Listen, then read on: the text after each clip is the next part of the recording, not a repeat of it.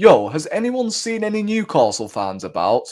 Because I'm looking 4-1. I've waited 4 months to make that terrible joke. Hold that, Newcastle. You've had it coming, and now you've got to live with it.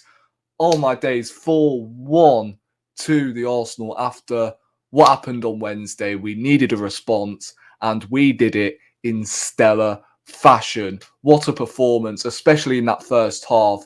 It was one-way traffic from minute 1 to 45. Obviously, Newcastle were expected to obviously have a go in the second half, but no, Arsenal didn't allow them to.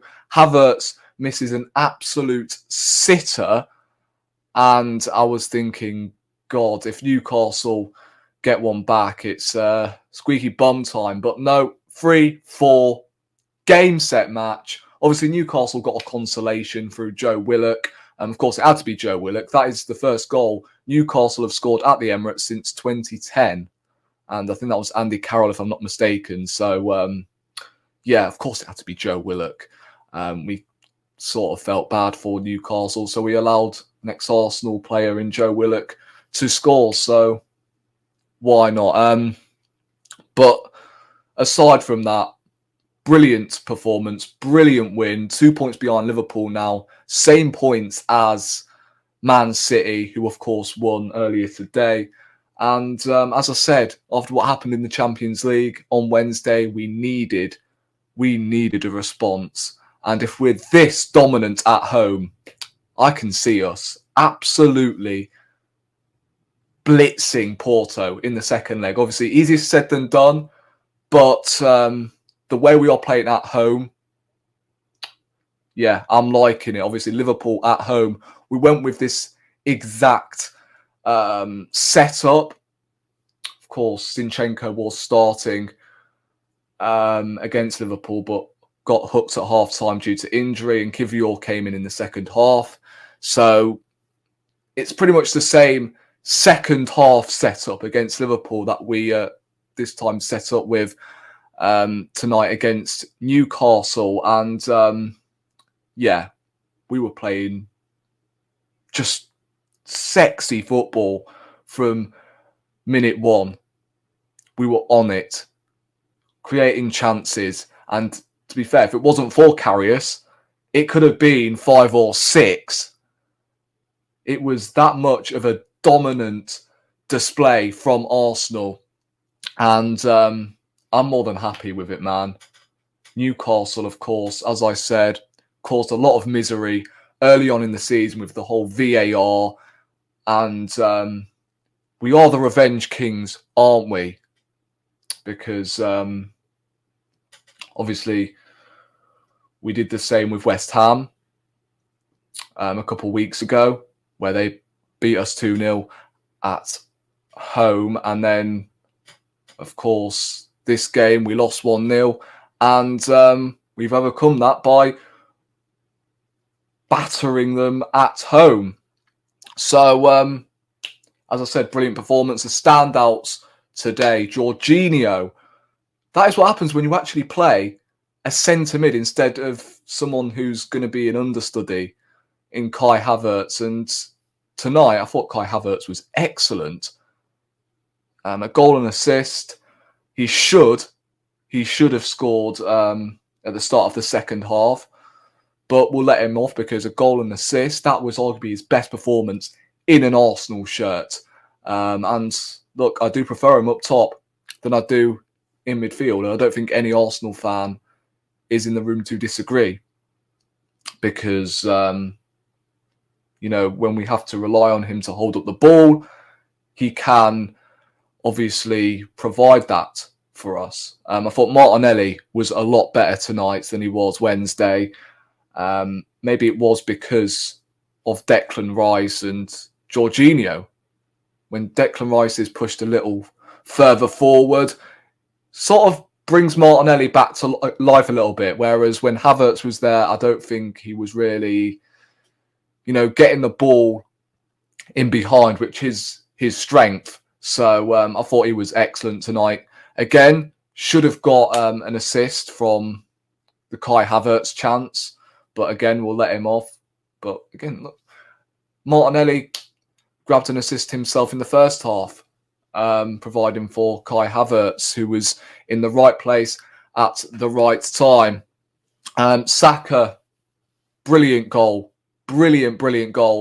in the second half. And that is why you see opposition defenders doubling up on him, because he can do that. And we're used to it by now. That, trademark of Saka cutting inside and just bending it with his left foot across the keeper. And yeah, Karius is just ghosted. Absolutely ghosted to the spot. So, yeah, brilliant performance, as I said, from Arsenal. Obviously, next week we go to Sheffield United. Obviously, I don't want to take, that game for granted. I don't think we should, count our chickens. But it's Sheffield United. They're bottom of the league. Like, we should be winning. So that hopefully is a guaranteed 3 points. And we go into the Brentford game with confidence. And then, of course, the Champions League second leg is next up. And as I said, the form that we are on at home, I can see us turning that second leg around. But look, we'll see, because obviously our European record isn't great under Mikel Arteta. We've not won a European knockout stage since 2011, I think, 2012. I might be wrong. When we actually did play Porto and we won 5-0. So, look, Sheffield United, as I said, next week, we should be going into that game full of confidence. Hopefully we can have more fun over there, scoring more goals. And obviously Brentford the week after. We just need to carry on putting the pressure on Liverpool and Man City, of course, one today. Obviously, Liverpool didn't play because they've got the Carabao Cup final tomorrow. So that leaves us, 2 points behind them. So we just have to continue doing what we're doing and just pray to the heavens that Liverpool drop points, and Man City, obviously. Like, we can't rule them out. But this is turning out to be a fascinating title race, isn't it? So I'm ready for it. But it's going to be harsh to see who is left out of the title race. So, yeah, we're looking good. We're looking really, really good in the Premier League. Sorry, I have a hair in my mouth. But yeah, that's all I have to say, really. 4-1, man of the match tonight. It's a difficult one, actually. I'm actually going to give it to Jorginho.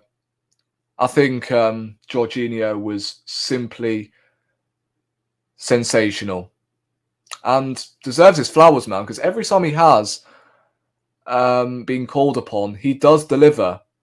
He's that calm head in midfield that loves to dictate play, and he's got a good pass on him. 12 million we bought for him is looking like smart business. And you know what? If he does sign a new contract, although it's not the most exciting news, because I don't think Jorginho is the most exciting player I've watched in, all my life supporting Arsenal.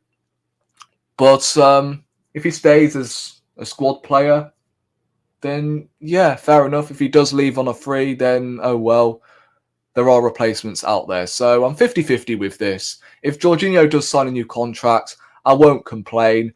As I say, I thought Havertz was superb. Martinelli, superb. I thought Odegaard had a really good game. Rice, no introductions really. And no description. He was just Declan Rice, workhorse in there. Defence, Ben White, I thought was solid. I mean, did get beat a couple of times by Anthony Gordon, but I thought overall he was okay. Saliba and Gabriel, of course, Gabriel sort of got the first goal, although it counted as an own goal from a Newcastle point of view. But still, Gabriel won the header that automatically caused that scrabble in the 6-yard box. So huge win, and let's continue this momentum. So thank you for everyone who has been locked in for this match reaction. I know it's pre-recorded and not live stream. I don't really have time to do an hour-long live stream.